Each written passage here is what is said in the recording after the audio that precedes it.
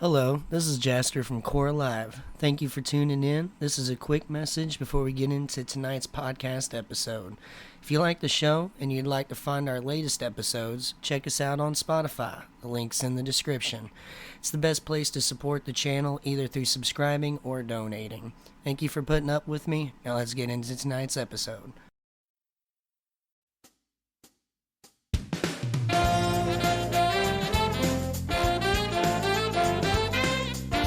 Ladies and gentlemen, coming to you live from an undisclosed location in the desert, it's the KoR Live Podcast. Welcome, everyone. I am your host, Devin.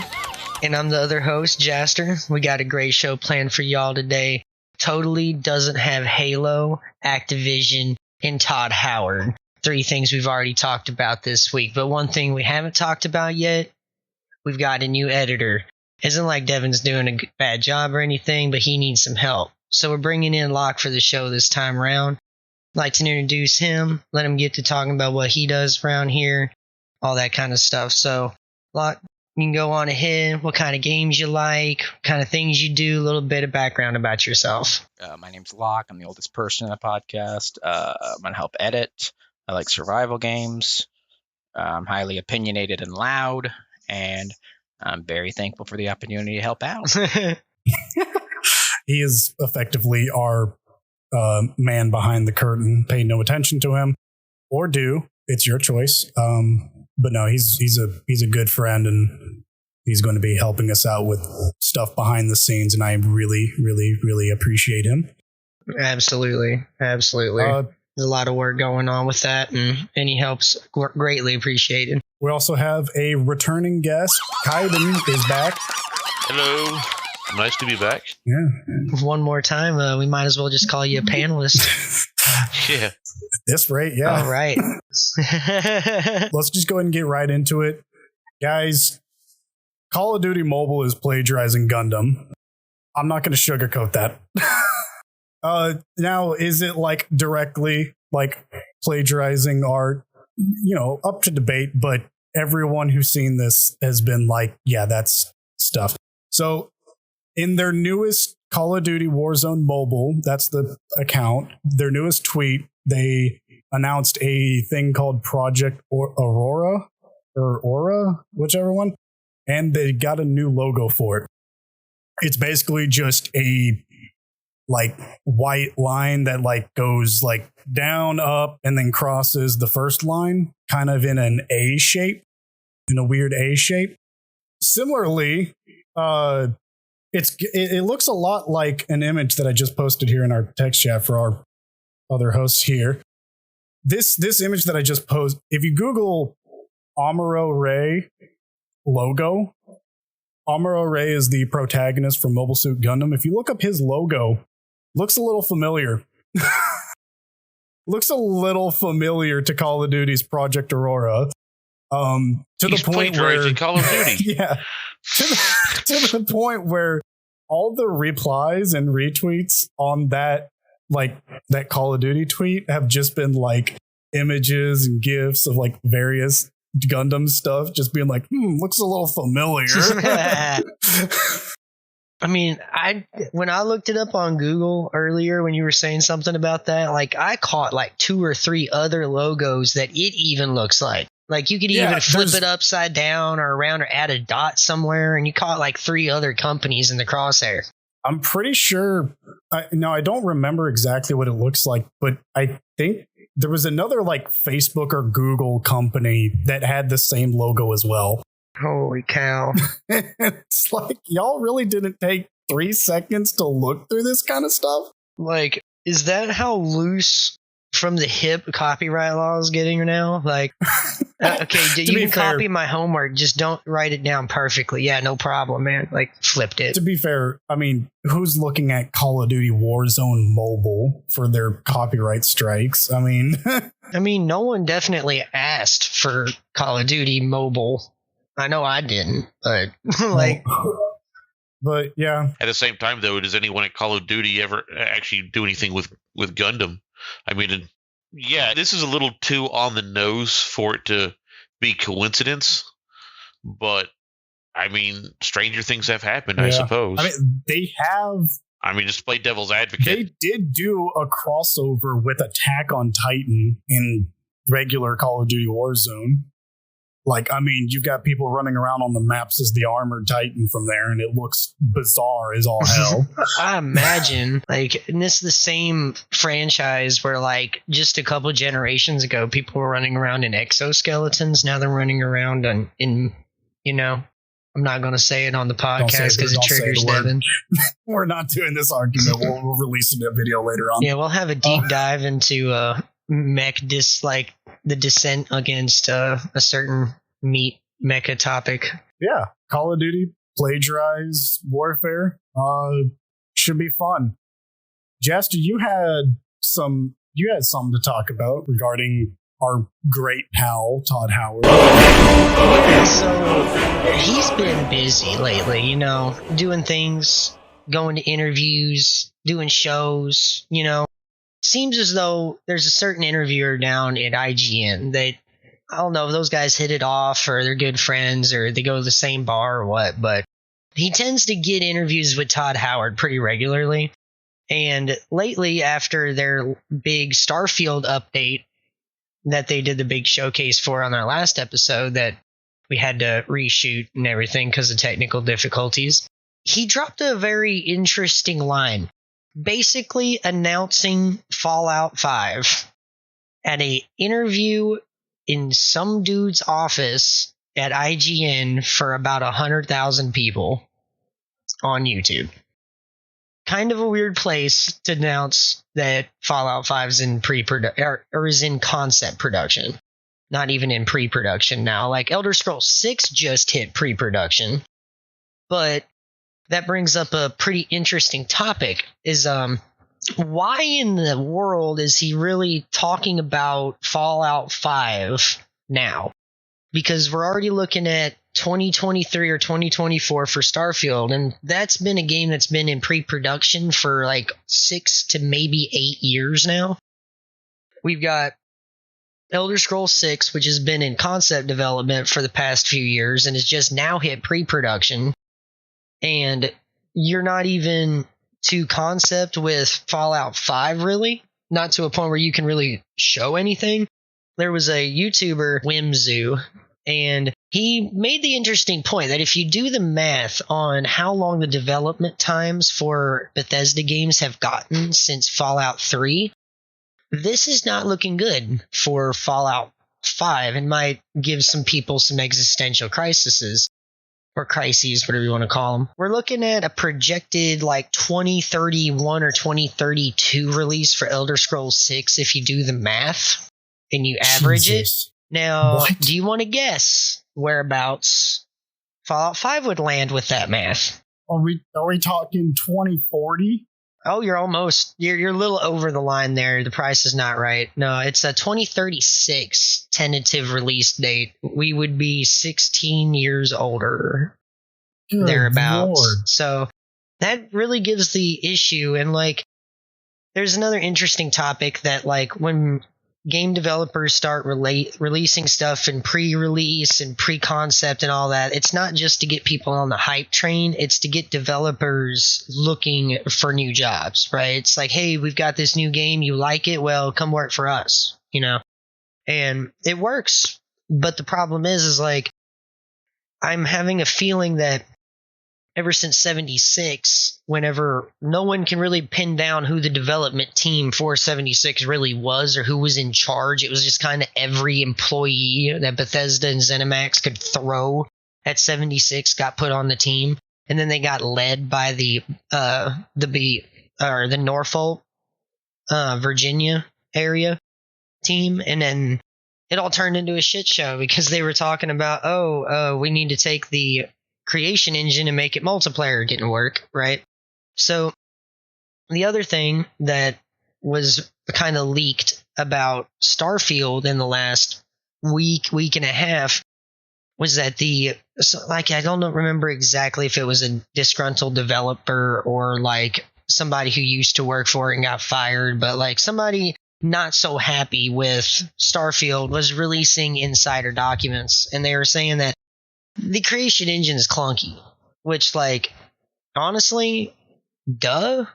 Like, I don't know how that's new news to anybody. Like, it's a brand new engine. Like, Starfield's going to be the newest game with the newest engine, and I don't remember a single time where a brand new engine gets released in the last, 10 years, 15 years, and the game hasn't been roughshod, at least a little bit.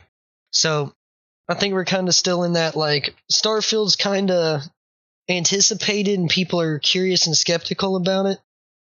I do think Soda made a good point when we were talking about it after the podcast recording. Who asked for 1,000 planets made by Bethesda? Who asked for that? They barely get one map right. Like, he is so not wrong. Oh, God. You know, the amount of glitches in each planet. Oh, dude, Lord. I mean, I don't even want to try going to the planet. Like, I feel like I'm going to glitch through the planet and die. You gotta fall. You gotta land your starship at the planet's core. Right. Just float up. You'll be swimming through the planet. Well, You there's just like... look at it wrong and it blows up. Exactly. What you guys think, though, about that whole weirdness? So it's funny to me that he's just, I mean, maybe every like stage show that he's like lined up for has just been like, hey, we only want real news. So he was like, you know what? I'm going to tell the people at this IGN meeting, I'm doing Fallout 5. It's like, buddy, you haven't even gotten your newest game out the door yet. Let's ease off the brakes by a lot. Right. Let's see how Starfield does before we just go announcing more games, because Starfield might be the one that tanks you. Mm-hmm. To be honest, I guess, you know, I should say it might not, because we all thought 76 was going to be the one to tank them. I mean, in my opinion, I think it's the primer for the explosive. Like, we were all kind of fatigued with the events of like Fallout 4 and Skyrim, and then Skyrim Anniversary, and then Skyrim Electric Boogaloo, and then Skyrim Return to Avalon, and you know what I mean? Like, there's like 8 million versions of the same game that's like, what, at this point, 15 years old or something along those lines? Skyrim. I still find it funny that they released Skyrim for the Alexa. Like that at that point was just a meme, I swear. They just threw money at a meme. Like, holy shit. You know what? People still... Skyrim originally released on November 11th, 2011. 11 years ago. Yeah, just about 11 years coming up. Well, an interesting thing, though, is that they have a propensity for wanting to release in the November of a year that ends in the same digits. So like 11/11 or 2022, 2033, that kind of stuff. They've been like, they did a 99 release, and then like I think a couple of mid 2000s ones that weren't that important to that scheme, but Skyrim was 2011. And they were really wanting Starfield to be 2022, which was why it was a big deal whenever they pushed it back to 2023. And from the insider leaks, it's starting to sound like that is still tentative, and it could be pushed back even farther right now. Starfield comes out in 2033 just to keep the dream alive. Like, I was looking through the boards and everything, and like most of the player sentiment right now is like, and I quote, "Holy shit, y'all, I'm still trying to stay alive for Starfield, and you're over here talking about Fallout 5. Like, it's my grandchild's game." My grandkids are going to experience Skyrim yet again. Oh, I know. Maybe by that point they'd lose Todd Howard and get someone actually, competent. Like, that's kind of the problem, is that like so much talent from the original Elder Scrolls dev team has kind of left. Like, it's funny you say that, Kaiden. You think they don't already have a Todd Howard version 2 Android ready to go? mm-hmm. It's programmed for one thing, and that's to release Skyrim, and it's ready to be released. I mean, I did recently see an article where they're talking about, we need to destroy all of our robots because a Russian chess robot broke a kid's finger. It has begun. Yeah. we've now hit. The article literally said they have drawn first blood. That's terrible. That poor kid's sitting here in the hospital, and we're over here like, oh, look at that. Like, I wonder what the context was. Was the kid like sitting here beating it or something and got mad, or like was the kid being or was it just a regular malfunction? It malfunctioned. It mistook his finger for a chess piece that needed to be taken off the board. It said, Rook 2, screw you, kid. Got like a little hand, it flipped him off before it ripped his finger off. Yeah, right. But anyway, let's not get off track. That poor child, like, over here making jokes on him. Hope he's doing all right. So, other than that, there wasn't a whole lot else to talk about other than, like, Todd Howard doing weird things and no one really knowing what Bethesda's doing anymore. They just, like, throw out a new version of Skyrim every other year and call it good. And they're like, we're working on stuff. It just works. So, I guess the next topic we can get to, are you ready to move on to the next one? Or anybody got any other comments? I guess if either Kaiden or Locke, if you guys have anything you want to talk about, any news or maybe just some games you've been playing, what you feeling? You guys feeling anything? Most of what I've just been playing as of late has been Empyrean and Minecraft, to be honest. I haven't been doing too much else, though. I've actually been thinking about booting up Crusader Kings 3 again, trying another one of those campaigns. Okay. So, yeah, we're getting way back into Empyrean because our server just got updated and restarted and everything, and I think I'm gonna start streaming Empyrean and all that, and we'll end up be putting the links to mine and Devin's new Twitch platforms in the social media areas where we post and everything. We'll figure that stuff out. Shameless plug. So shameless plug, baby. About you, Locke, what you been up to? I guess I'll just comment on Fallout 1 and 2 were like my favorite games of all time back when Interplay made them. And I don't understand why these large companies purchase up IPs and then kill it. Well, yeah, I get that. I mean, with Netflix and Disney, like we're in the age of that. Yeah, EA is known for that.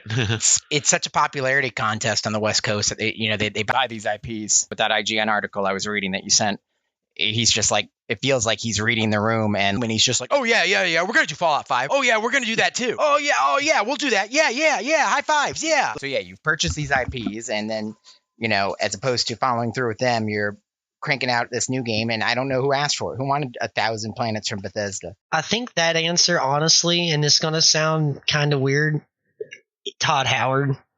He's went on record saying that this is essentially the game he's always wanted to make his whole life, which, you know what?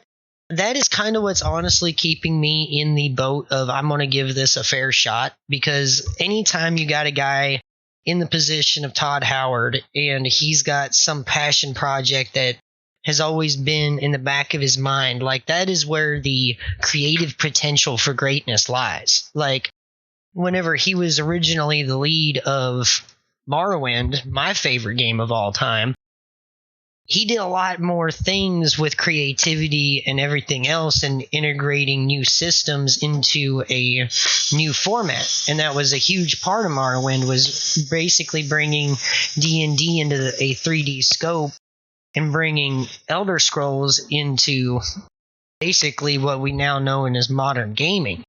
Because, like, if you ever played Daggerfall or Oregano, sort of putting D&D mechanics into all gameplay. Before that, they weren't really as involved as they were after. They were really not. And like, it really sucks. And it was something I was talking about in the episode we had to scrap, was that it really is weird to me, because like I was like 8 years old playing Morrowind, and like, holy crap, this is literally a game I can still play and enjoy to this day. No mods, nothing, fresh start, have a great time. And like, this man made that game and then went ahead and made Fallout 76. Whoa. Like, what happened? You know what I mean? Like, that's what kind of blew my mind. But at the same time, he was in a different position back then. He probably had a lot more individual control on what was going on in an individual game than what he has now. For sure. And then There were probably a lot less drugs involved back then in the day, too. But God, like, we're talking about a franchise whose lore was literally written by the community on a board that was hosted by Bethesda back in, like, the early 90s. Like, all of the lore for Tamriel was community made. That's one of the coolest things about the franchise, in my opinion. I think that's what's honestly going to carry Bethesda through is the fact that they've always had a loyalty to their community when it comes to them creating things and integrating it into the game. That's what's keeping them away from the, well, but you make shit games argument. Because they can fix them and they let them fix them. So, like, it's this. Yeah, that's kind of what I've heard about, like, Fallout 76. Supposedly, I mean, I've seen it on sale for $5-10 during Steam sales. I never pick it up, never pull the trigger.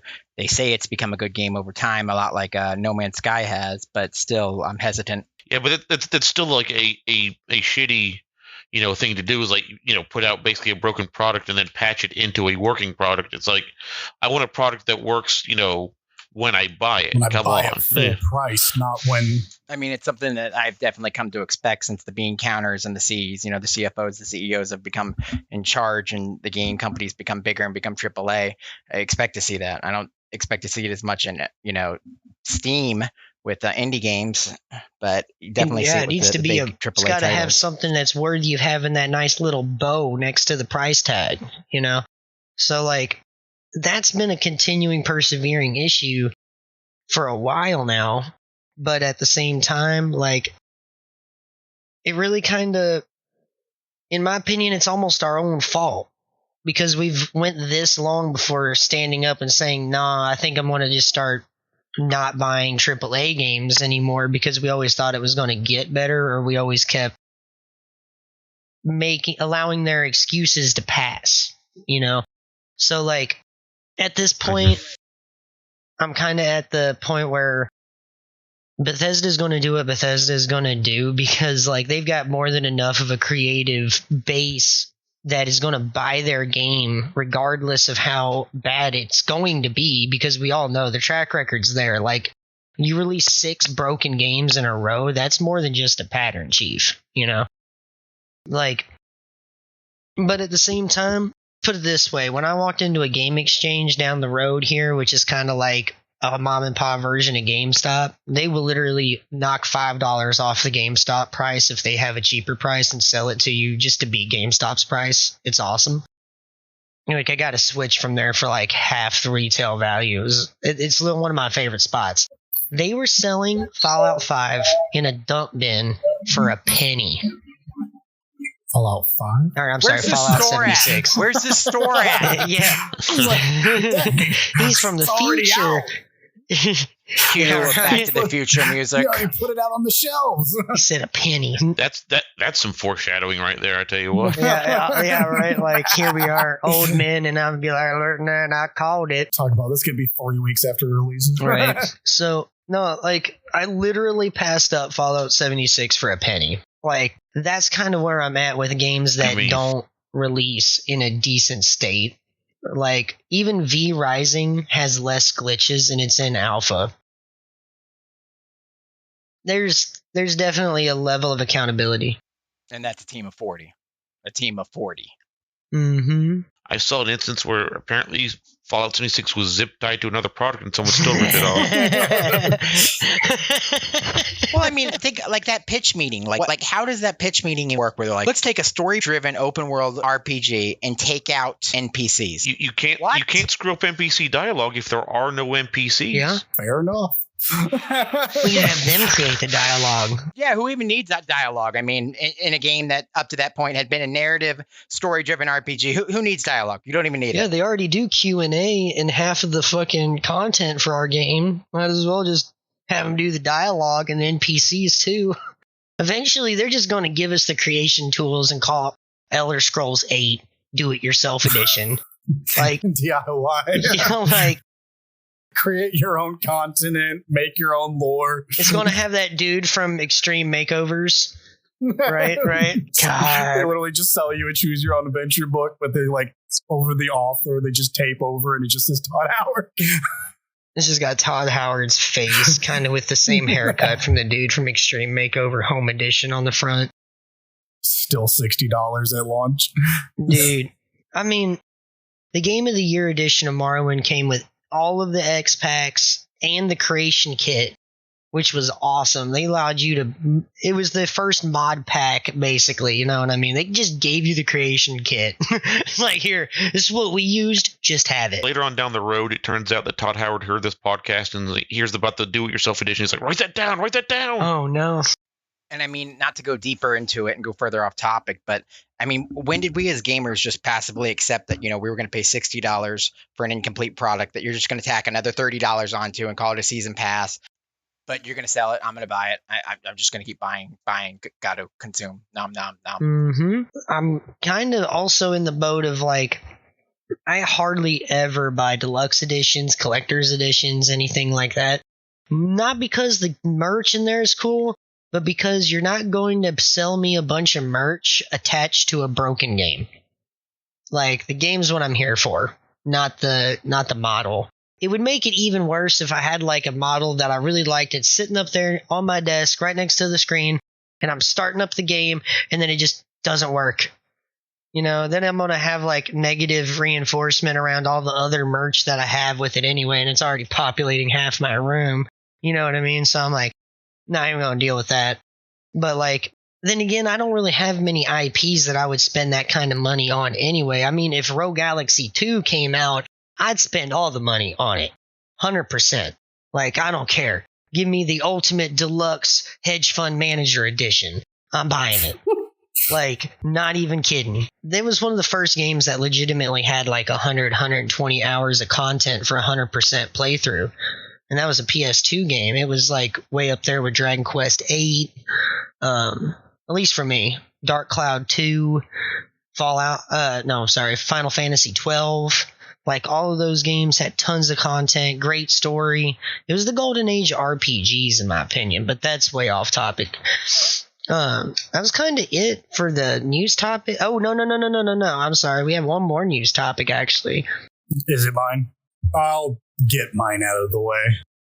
Every single episode, I've done something to negatively bash my beloved franchise Halo with their newest installment, Halo Infinite. I finally have hope for the game again. And it's not because of stuff that the development team is going to do. Granted, they are the ones who are giving us these tools, but I now know why we've been in such a content drought. It's because of the Forge update that they're working on. Is it huge? So people have like leaked files of like how to download it, which I need to get those myself to kind of play around with them. And from what I've seen, I've been like looking at like videos online, looking at like Twitter posts, stuff like that.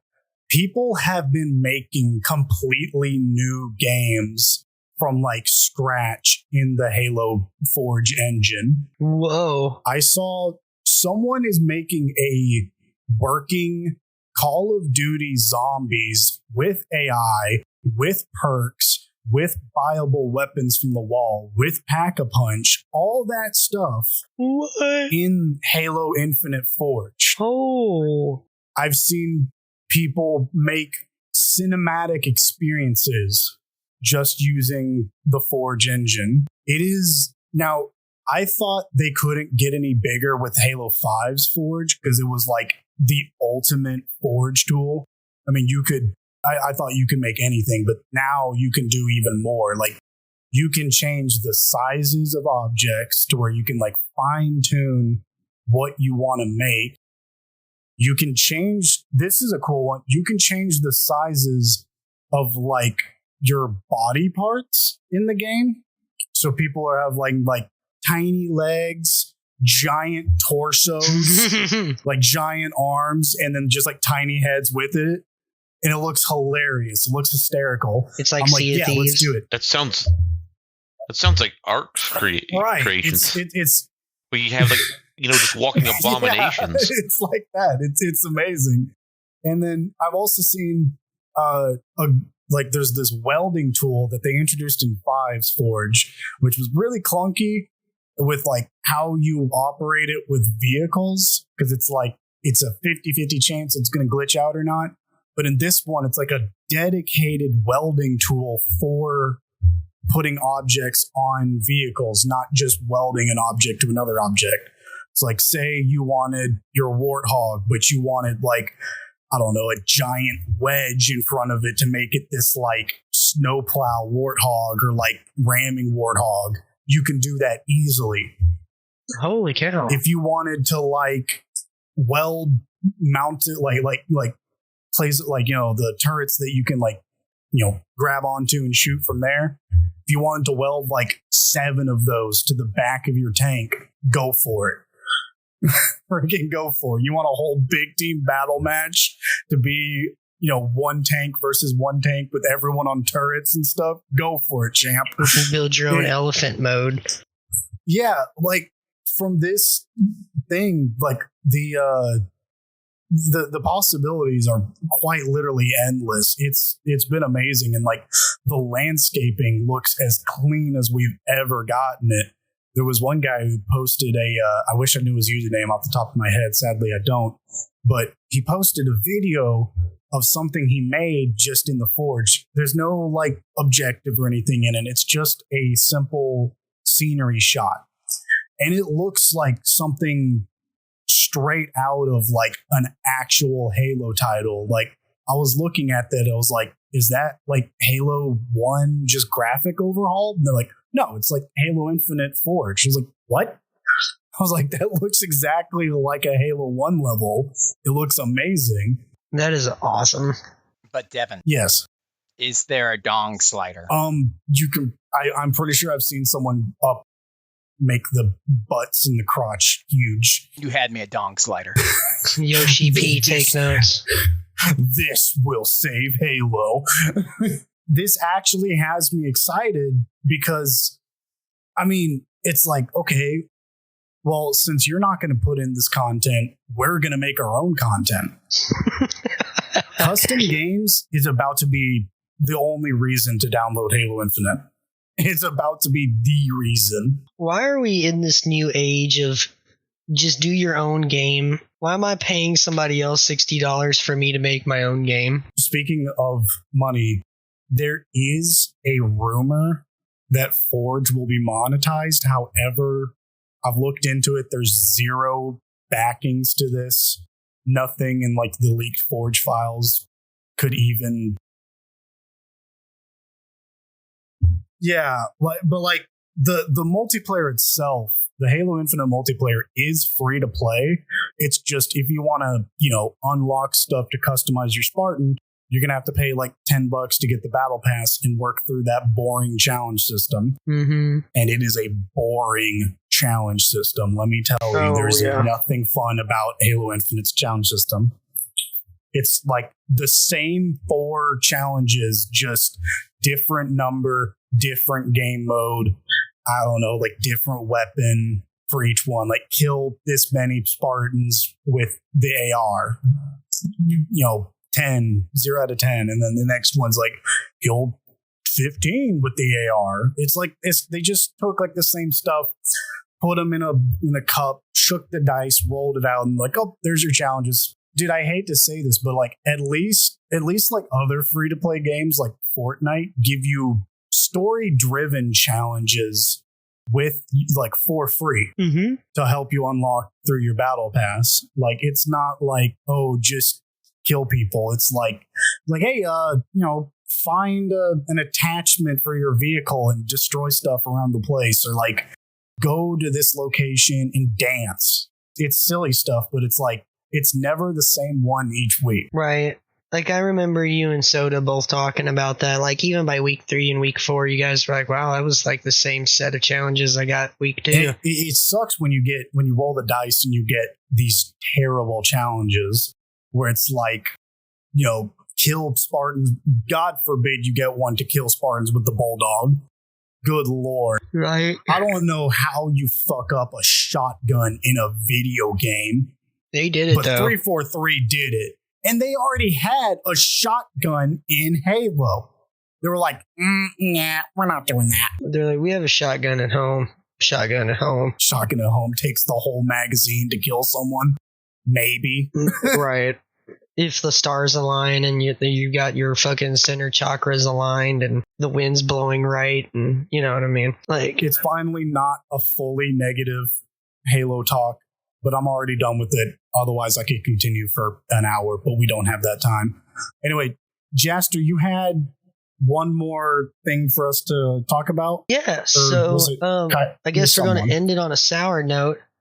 KoR is indefinitely on hold.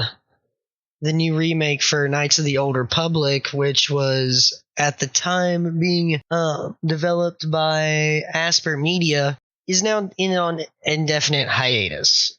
Now, as to why, turns out their art director and their lead design director both got fired the same exact day. Now, let's go. It's kind of interesting as to why. So, are y'all familiar with the thing called a vertical slice? Am I? I don't think I am. So, it's a game development term. Basically, most people in the game development scope and the consultation scope and all of the main people talking about how the industry changes and how games are made, no one really likes the vertical slice except the board that's developing the game, because they can't be troubled to actually kind of research what their team's actually doing, so they want a 10-minute rundown, essentially. So a vertical slice is what a developer will do, where they're literally developing a 10-minute demo of the game that will literally have 90 to 95% of all the things in the game there. Now, this is a problem, because there's a myriad of different things that go into video game development, different mechanics, different small things, mini games if you want them, all that kind of stuff. And they're supposed to cram the entire game experience into a 15-minute window. And apparently, according to people on the inside, the executives were not pleased with what they had seen on the vertical slice. And within a couple of days, they were brought in and fired. Oh my God. Yeah. So, the other problem with that is that the team has basically been busted up, and they have been kind of reassigned to other projects. Now, the other potential possibility for KoR being actually released is not going to be through Asper Media. It's probably going to be through their parent company, which you might be more familiar with, Saber Interactive. They've been around since 2001. They did Time Shift. They did the Xbox One Halo Master Chief Collection, Killing Floor 2, Witcher 3 port for Nintendo Switch. They've done the remaster for Crysis. They do a lot of Halo work, a lot of Crysis work, Evil Dead game. I knew it. Yeah, I knew it sounded familiar.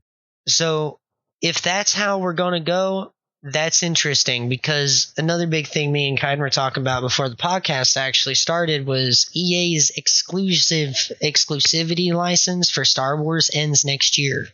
So we're going to see how this goes, because I'm really hoping, as a big Star Wars fan, that EA just never gets to touch Star Wars with its grubby, sin-covered hands ever again. Go to a church. Holy shit. Go find God. Mm-hmm. You know what I mean? I will say this, to be fair, one of the companies under EA, Respawn Entertainment, fantastic job working with Star Wars Jedi Fallen Order. And aren't they the Titanfall team? They're also the Titanfall team, though I don't know if we're going to get a Titanfall 3 at this rate. From what I understand, there's a hacker that basically killed Titanfall 1 multiplayer because his friends got ran off the game, so he got vindictive and literally started dox hacking the entire server and started making bots and everything, and it got so bad. And people stopped playing Titanfall 1, and he moved on to Titanfall 2, and from what I understand, it's starting to get bad there now. I'm just hoping if we do get a Titanfall 3, they figure out what's going on with that, get rid of the motherfucker. But from what I understand, it's kind of more of an issue with how the game server hosting works, is how he is able to get in. Like, from what a lot of people on the ground say, it's almost like he's privy to insider information when it comes to how he's hacking. It's like he's got a friend in there somewhere. But that could just be somebody thinking, and then maybe this guy's just super smart, knows what's going on. But there is a little bit of a issue going on in the main franchise of Respawn, and that's kind of an issue because I'm pretty sure Titanfall is one of those franchises that I hear the most often, I want a new game, when it comes out of a player's mouth. Like, anybody who knows Titanfall or played Titanfall would love Titanfall 3 to come out. But like you said, I honestly don't think it's coming. Not while EA owns Respawn. Like, I think EA kind of understands the talent that they have there, and they've been killing studios left and right. Like, their talent's kind of fading into the wind, so now they gotta stretch people as far as they can. So, I don't know. I'm hopeful, but because I love Titanfall. Mechs are one of my favorite things. A lot of us here love mechs, and Titans are one of my favorite types of mechs. And I would love to be back in the saddle. I loved my North Star. But God, yikes. Now, the other thing is that right now, other than the fact that it's on indefinite hiatus, KoTor's actual status is still unclear, as Saber hasn't actually made a official statement. Neither has Asper Media as of right now. Now, this story is like literally breaking as we're recording this podcast, so about the time that it comes out, we're probably going to get an update. So just bear with us if you're listening to the episode. We might end up being able to throw in an editorial note at the end. But that's still a big deal because, like, I know pretty much all of us has played KoTor when we were little. Like, I know it was a big part of gaming culture for me, and I would have loved to have been able to see it come into the new generation for all these new gamers to experience, and it's really sad to see it not come in. I was actually part of the modding community for KoTor That is awesome. back in the day. Leave it alone. Just let it be. I know I'm in the minority with this, but the Final Fantasy VII Remake, tepid trash. No, actually, to be fair, I think you aren't in the minority when it comes to KoTor, because there was a lot of major fans of KoTor that had been watching this thing, and they've been kind of nervous about some of the decisions that had been made, especially like some of the writing staff and everything.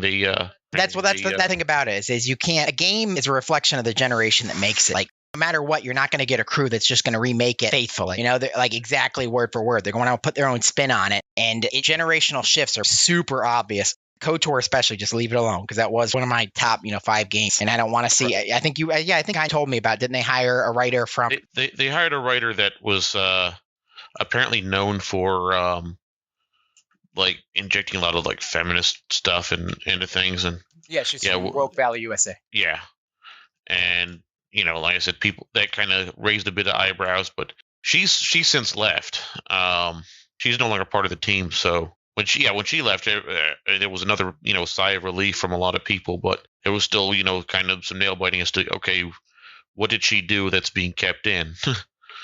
But I mean, just one of those things. It's like, yeah, I myself think it's it's one of those timeless things that just it doesn't need to be remade. I mean, a remaster would be fine, like better graphics and such, but leave the story alone. I mean, it was great as it is. It doesn't need to be. It doesn't need to be tinkered with. Mm-hmm. One quick thing to kind of close us off, just to let everyone know here. Speaking of like remakes and stuff like that, videos have come out for the Last of Us remake. Which, What? if you're wondering, didn't they just remaster that game? Yes, What? they did, and they're remaking it. It is a $70 price tag, And the only thing they did was update the graphics. That's it. Also, the NPCs have been disappeared from the opening scene. So have fun with that information. $70 texture pack. Whoa.